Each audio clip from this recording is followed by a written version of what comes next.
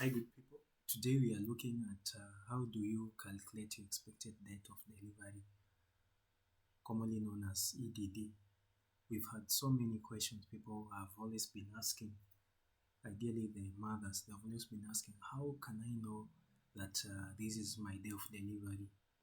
So today we'll try to shine some light so that you be at par with us. So your expected date of delivery, it's just a sort of an estimate date when a pregnant mother is likely to give birth. That's what we call EDD. So you need to know that this is an estimate, and most babies are always born 2 weeks before or after the expected date of delivery. For instance, if we find your estimated date of delivery is like 7th of April, it means you might deliver 2 weeks before the 7th or 2 weeks after. That is something that you need to know.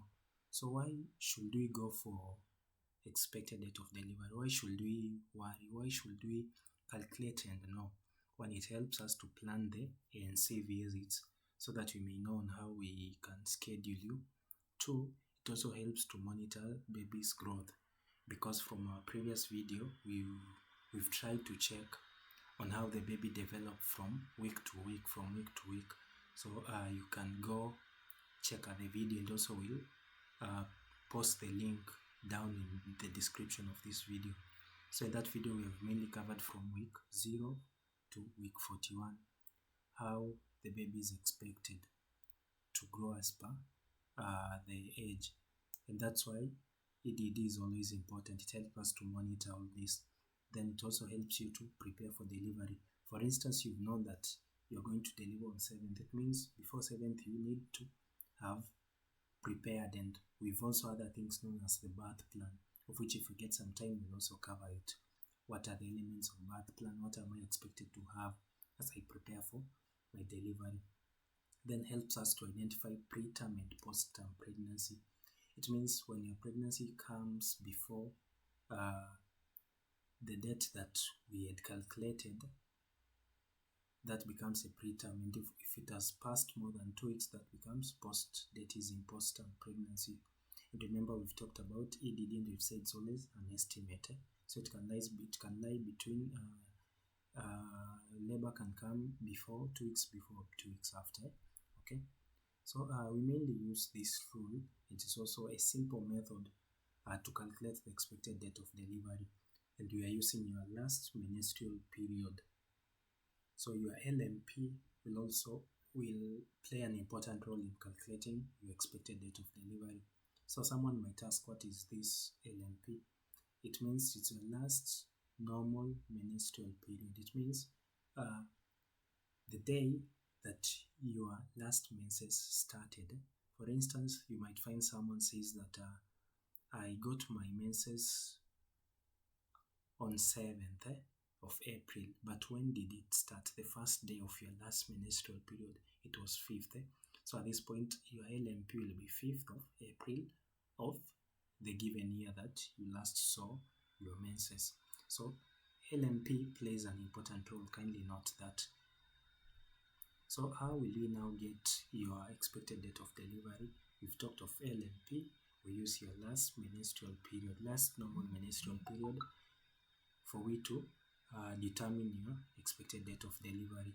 So expected date of delivery, how we take your last menstrual period, that date of the first day of your last menses, we add 7 days, we subtract 3 months, then we add a year for we to get your expected date of delivery. Worry less, we are having some sort of practice questions of which you'll have, and you can be at par with us. Now, for example, with this mother, she comes and she reports that she saw her last blood. It started on 10th of January 2025. So that becomes our LMP. The first day it was 10th.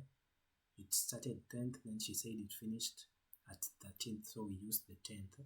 So 10th January 2025. So we add first of all the 7 days as we've said.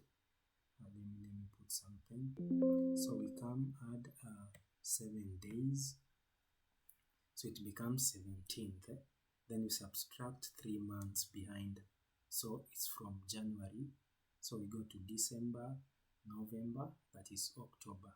Okay, then we're supposed to add a year. Okay, so we are now at 17th October 2024.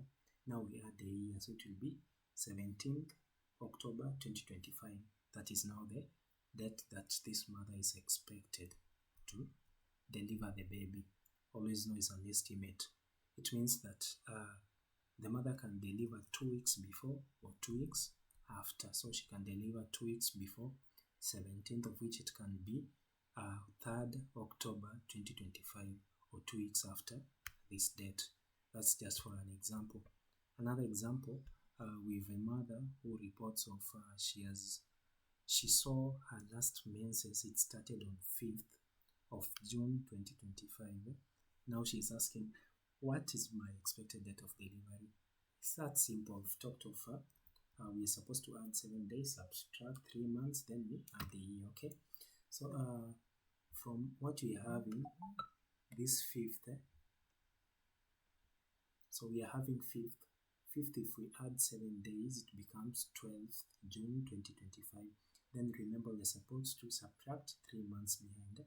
So that is June. We are going backward up to March 2025. Then you said we add a year, so it will be 2026. So this means that this mother will deliver 12th March 2026. And that is that simple. I'm not sure if you guys are par with us. Let us do the last example. A mother has an LMP of 20th August 2025. So we want to come up with the expected date of delivery. How will we do?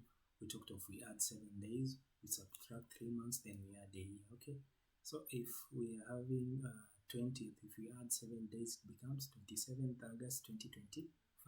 We're supposed to subtract 3 months behind. From August we go up to May, so it will be 27th May 2025. Then remember, we're supposed to add a year to read, so it will be 27th May 2026 as the expected date of delivery for this mother. So for we to use this rule, there are things that you're supposed to factor in. One, this person has to have regular 28-day menstrual cycle for it to be accurate in calculating the expected date of delivery. Then this person has to correctly recall the LMP, the last menstrual period, the date.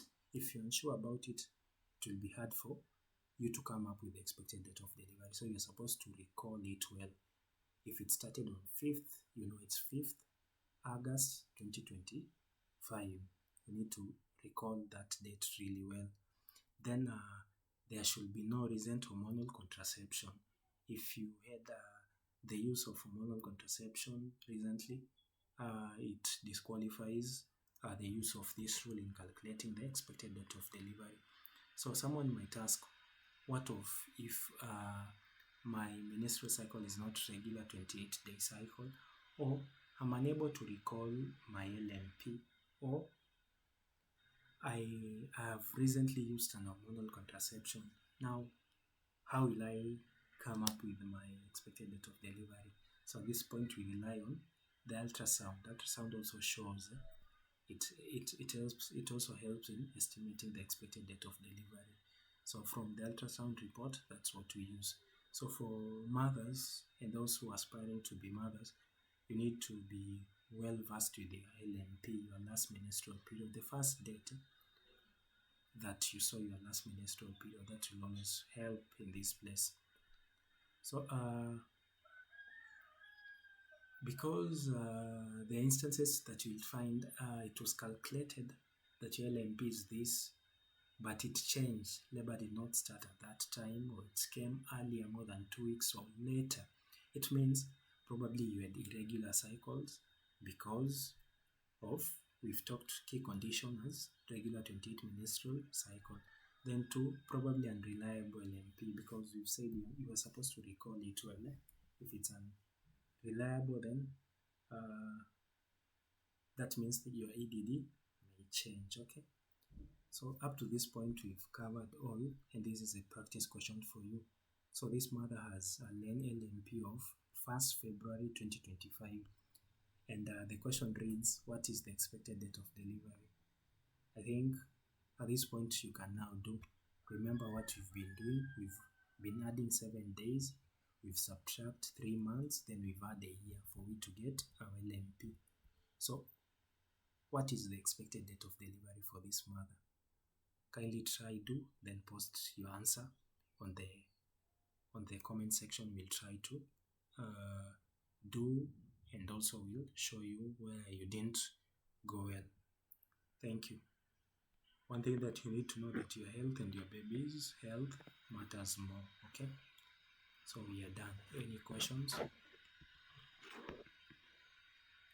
Thank you.